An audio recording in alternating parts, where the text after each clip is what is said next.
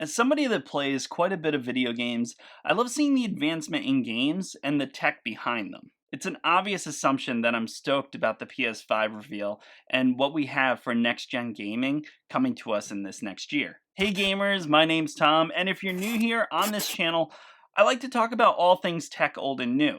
In my reviews, I'm always honest, so if you like a reviewer with a backbone and you can get on board with that, be sure to hit subscribe and ring that notification bell so you don't miss any of my future videos. Now let's talk about the PS5. Okay, so before we address the elephant in the room, which in my opinion is the appearance of the PS5, I want to talk about a couple things that got me excited, one of which was backwards compatibility. Now, I don't know about you as a gamer, but myself, I could totally jam out on Modern Warfare 3 multiplayer forever. The unfortunate thing is a lot of those games that were really good on PS3 were never ported to PS4. Matter of fact, some of the games that I play the most, including Call of Duty Zombies, Destiny, and Battlefield 4, those games all came out on PS3 before they came out on PS4. I've invested plenty of time and money into those games, and to see any of the playability or progression that I've achieved in those games disappear over the past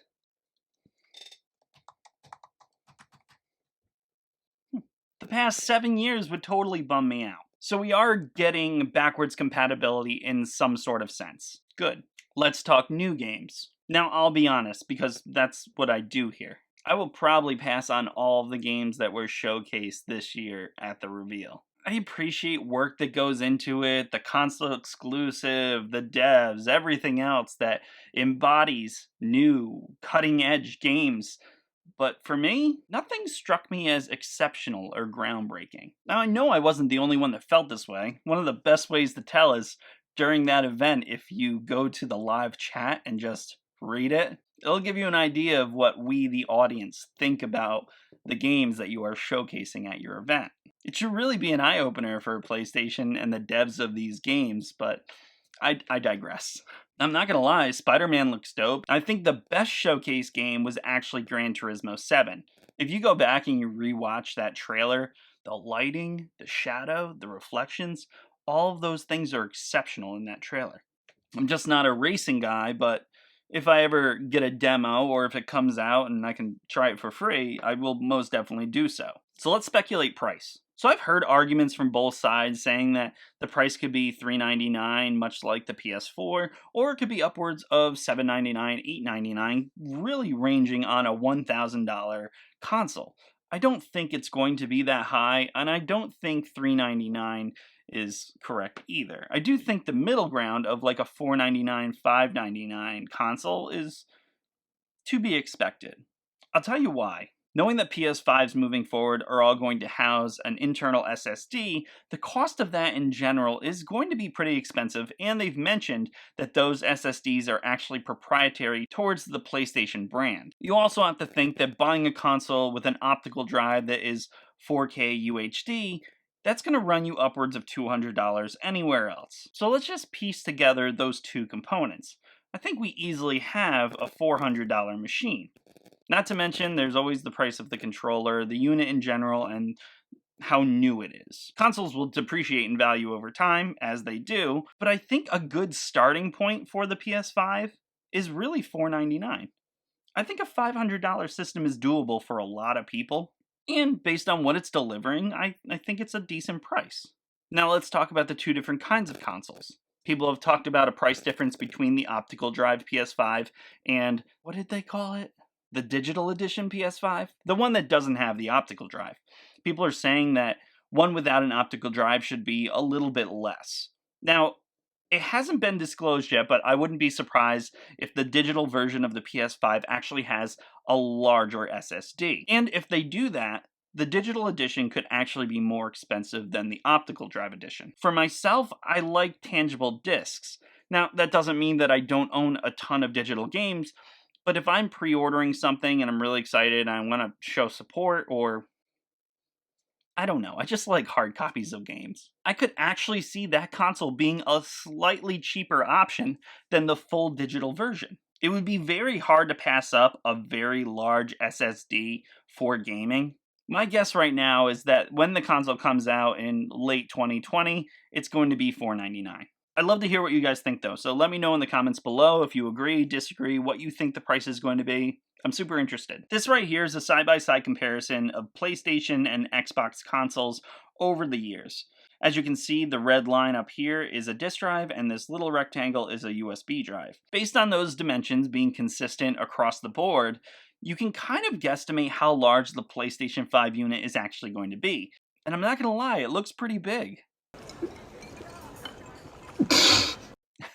It's not a make or break for me, size doesn't matter.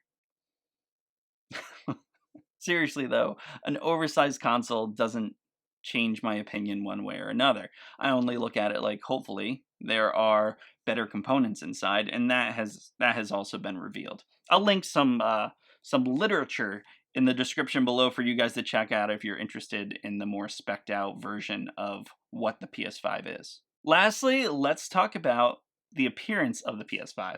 So here's the thing. We all know that white plastic does not age well.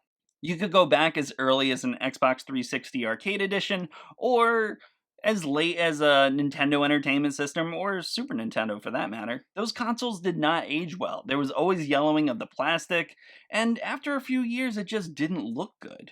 Now, it doesn't mean that the plastic on this PS5 is going to do that, but beyond the color, for me there's some architectural issues with it that I'm just not super fond of. Where I'll probably be keeping the console upright, it does look like that there's vents on the top of the unit by where those, I don't know, those big white antenna ear looking plastic folds are. I don't know.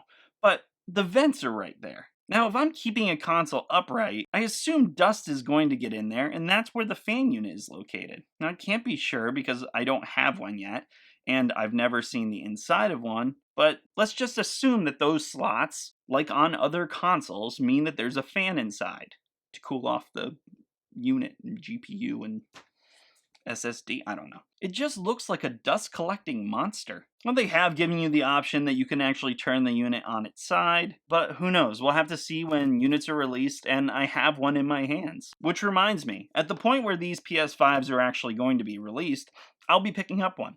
If you're interested in seeing a hands-on review and what I think of the console when it comes out, be sure to hit subscribe and ring your notification bell so you don't miss that video. I'm actually really stoked to pick one up and see what this next generation of console gaming has to offer. Oh, we never talked about controllers.